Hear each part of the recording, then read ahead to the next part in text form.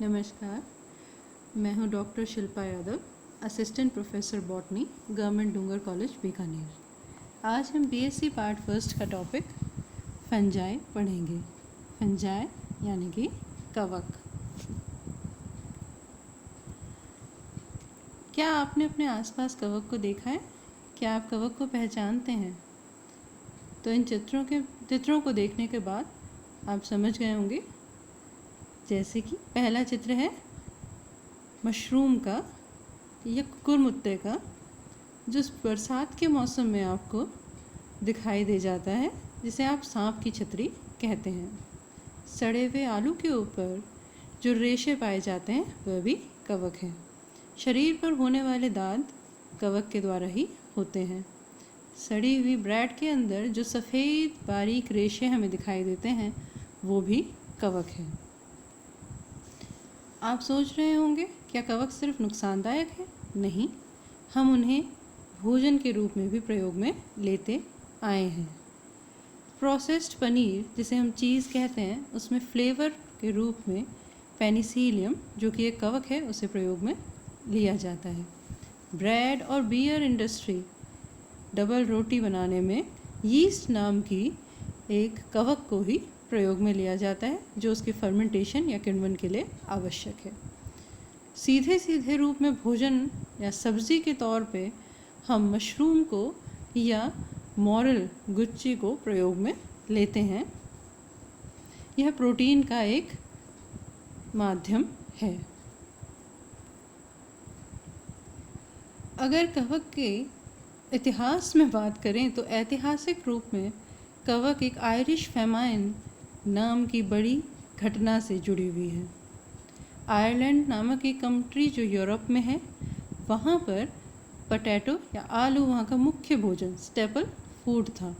उस आलू के अंदर 1845 से 1849 के बीच में लेट ब्लाइट नाम की एक बीमारी हुई, जिसने उसकी पत्तियों, उसकी जड़ों व उसकी ट्यूबर यानी कि वो आलू जिसे हम खाते हैं उस पर बुरा प्रभाव डाला या उसे संक्रमित कर दिया। यह संक्रमण फाइटोफ्थोरा इन्फेस्टिस नाम के एक कवक के द्वारा हुआ। इस कारण से आयरलैंड पूरी तरह तबाह हो गया। वहाँ की कल्चर, वहाँ की संस्कृति, वहाँ की इकोनॉमी मतलब अर्थव्यवस्था और वहाँ की पॉलिटिक्स, यहाँ तक कि राजनीति पर बहुत बुरा प्रभाव हुआ। वहाँ के लोग रिफ्यूजियों के तौर पर बाकी यूरोप और अमेरिका देश में इधर उधर आसरा लेने के लिए पहुँचे। अब हम बात करते हैं कि फंगस, जो ये शब्द है वो कहाँ से लिया गया है। फंगस की उत्पत्ति लैटिन भाषा के शब्द से है, जिसका अर्थ है मशरूम।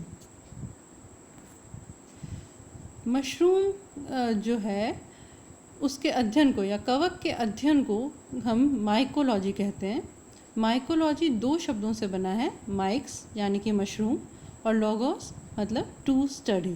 तो मशरूम का अध्ययन ही माइकोलॉजी है। वो वैज्ञानिक जो कवक से संबंधित हैं या कवक के बारे में अध्ययन करते हैं, उन्हें हम कहते हैं माइकोलॉजिस्ट। अब कवक है क्या? What is fungi? कवक एक यूकैरियोटिक कोशिकाओं से बना जीव है। यह अक्लोरोफिलस है, हरित लवक रहित है।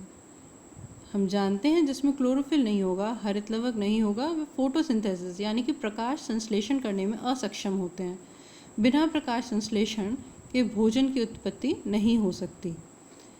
मतलब फोटोसिंथेसिस नहीं तो कोई भी फूड नहीं। तो जब खाना नहीं बना सकता तो वह अपने भोजन के लिए किसी और पर निर्भर होगा। और ऐसे जीव जो अपने भोजन के लिए किसी और पर निर्भर होते हैं, उन्हें हम कहते हैं हीट्रोट्रोफिक या विषम पोषी। एक सजीव के लिए सबसे आवश्यक है उसका प्रजनन या रिप्रोडक्शन। कवक का प्रजनन स्पोर यानी कि बीजाणुओं द्वारा होता है। तो अगर आपसे कवक की परिभाषा पूछी जाए तो आप बताएंगे कि कवक एक eukaryotic, achlorophyllous, heterotrophic, spore bearing living organism है। कवक एक यूकैरियोटिक हरित लवक रहित विषमपोषी बीजा प्रभारी सजीव है।